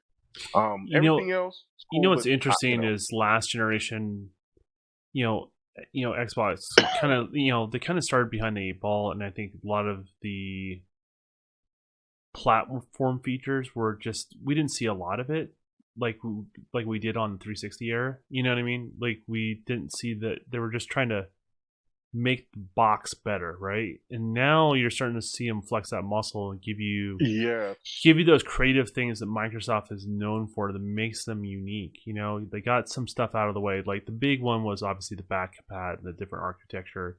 Now that they got that out of the way, then they can start putting their focus and energy on other things. And so, I love the PC features wrapped up in a console package, that you're getting from them. And that's pretty much how I would sum up the new Xbox so far this generation. So, yeah, no doubt about it. Percolator, no, Inside app is not gone. It's just changed. It's called Xbox Insider Hub. So you're gonna have to go find the other app because it's different. It's black and white. The old app was kind of was the color of whatever that you wanted to select, but it had the little Xbox controller on it, but that doesn't work anymore. They changed it up, and then you're going to have to reapply once you get it. So, matter of fact, I'm going to go to a game right now and just say, damn, I want to play Quantum Break with the new HDR setting. Let's go. I'm going to check that out. You know what? That's a man. Do I still have that downloaded in here? Yeah, I'm looking at this game. I'm like, man, I need to play through it again. Oh yeah. So I guess Percolator's already got it, so he's on board. Oh, okay, he found it. Okay, good deal. I'm trying to look for a game that doesn't have it because I know Halo already has it. Dang it. Okay, let me see. Let me go to Titanfall. Let's go to Titanfall, the original Titanfall. Yeah. And let me see right here. I'm going to it. Okay, so you go to manage games and add-ons, and then it's right there, right there when you right under management. What Uh, options did they give you on Titanfall? well, I'm clicking on it right now. It says yeah, right there, auto HDR and frames per second boost. Oh, so you can do the frames per second boost on that game and auto HDR.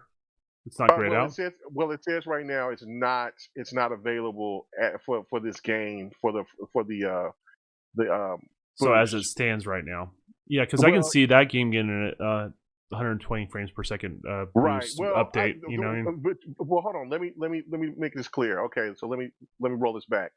This television that I have right here doesn't do 120 frames. Now the LG in the front room could do 120 frames, but my television can't do 120 frames. But I can get the auto HDR.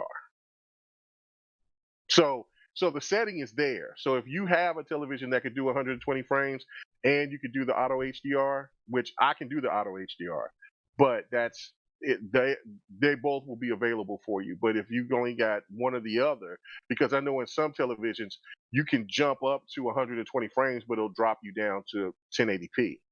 Mhm. Unless you have one of those, That's what my the current higher, TV does. It yeah, a drops it down to current television. 1440. Yeah, Right, is what right. So happens. but no, that setting is there. I'm looking at Titanfall right now, so it's there, ladies and gentlemen. So, and if not, it should be coming really soon to a console near you. So, all right, man, this was really good, interesting, really, really, yeah. We went 2 hours. We're getting a little bit of 2 hours and 40 groove minutes. now. We're getting Yeah, we're yeah. getting used to things. Getting used to on being on camera. Oh yeah, It's weird yeah. for us to have a schedule. I want to express how strange that feels, but It it's a is good very, thing. It's a it very is much a good very thing. weird. I think we Very did the weird. right thing with every other week. I think every Yeah, other week I is think a smooth thing yeah. for us. Yeah, I do. I do agree. Because if anything that was interesting that came from the week previous, um, then we could discuss it and then, and just talk about whatever the big news is for that week. So no, I think it's perfect. And it gives us time to do all of the stuff that we need to do. It's a no, this is a great schedule, I think. So Yeah, and so good deal. that being said, I guess we're doing shout outs. Is that what we're doing? Yeah, let's go ahead and do some shout outs. Okay, cool. All right, so what you got next this week? Is that what's going on? Yeah, got next coming up here Thursday, next podcast. GRG. DRG Friday nights. Okay. Um, we'll be streaming Saturday, doing something. Maybe because hold on, wait. Now, let me say I might not because if because like I said, they were going to be coming over here Friday to come and to practice on lips or to actually now to play it heavy so they can get their pitches and all that other stuff. That's what they was telling me before we started the show.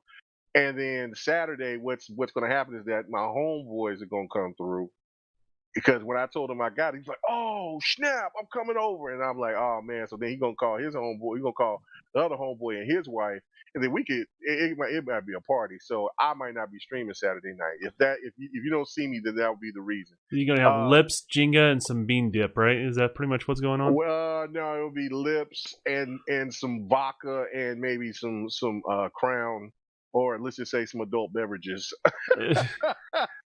And, you know what I'm saying? Not the ones where you shove Jolly Ranchers in it, is it? Well, ladies might like stuff like that. Oh, well, I take that back. Women in them likes Jolly Ranchers in like their drinks. I don't know. No, no, no, no. I think no, we'll be having something stronger than that. But anyway, but yeah, and then also check out my boy 108 Dragons, his new podcast, The Yeah, Lions Saturday, Den. right? Oh, did I say The Lions Den? The Dragons Den. My bad. Um, and then man, fight night Sundays. Every Sunday night. I'm gonna try to do it a little bit earlier. Um, since there's no All-Star game, there's really nothing else going on, so I'm gonna try to do it a little bit early. Probably go in about 9 p.m. What about what's going on Sunday? Oh yeah, we got a tournament. Yeah, so We got a turn. Oh shit! So yeah, no, le- I got le- all types of stuff going on. So, okay, yeah, so you let do your me shout-out. wrap it up for that. So Yeah, so we're going to end this week with a tournament, win or lose. In regards to that, we may put Bot through a training camp Wednesday or Saturday. We can get him to answer the call of a game invite. So, if you see me streaming on those 2 days, because I will be streaming on Wednesday and I will be streaming on Saturday. So, I'll be with you tomorrow. Yeah. Yeah. So we're going to be hopping in and out. We're all busy, but we'll be doing some putting some work in, and so we can do that. The team is Xbot, GDS, Game Down Sites, me, and Mega. In regards to that, so even if we lose, it will be fun to at least watch, and I'll make sure the audio is on point. How about we go by kill count with names? Ooh, okay. Well, I don't know where you and I rank with one another, because we've traded scores a couple times. You know what I mean?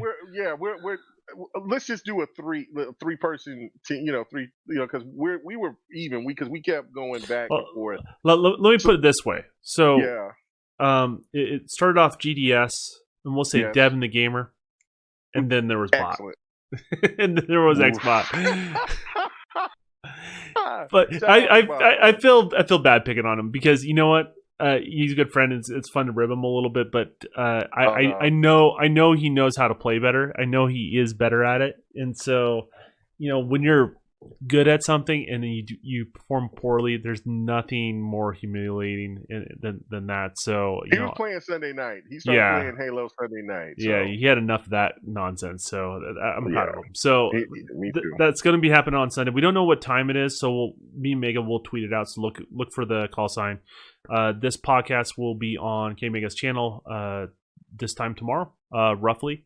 In regards to that, and I've heard the audio complaints and all that other sort of stuff that has happened. It has not fallen on deaf ears. If there's something that are wrong with the podcast, don't be afraid to speak up. I'm not going to take it personally. We're just going to fix it. So the audio will be boosted up for YouTube, so you guys can listen independently. And I think me and KMEGA, hopefully by sometime this summer, we'll work on maybe getting the podcast on other platforms. I'll say that. In regards to that, and then outside of that, just keep a look on my YouTube channel, because something is going to drop this week. I just don't know when. So, yes, sir. And then Phil, Xbox staff. I know that y'all probably can't do because copyrights, because of the music from the old lips. But you know what? I still have my mic. Is that a makeup brush? What is that? It's a mic. It's a wireless mic, man. That's sweet shit. You need to do something to man up that mic. That is. Well, I got a black one coming. So this with because I had. It looks like an oversized whiteboard pen, or I don't know what the hell that thing is. It's a mic. I mean, my hands are big, so so it makes them look. But anyway, hey guys, how about y'all bring lips back? That's all I'm asking. Just do that. Well, I want Killer Instinct, and then I want, of course, y'all to bring Guilty Gear. There's so many things I want y'all to bring. So, but lips will be going in the right direction, Microsoft. So let's go ahead and do that.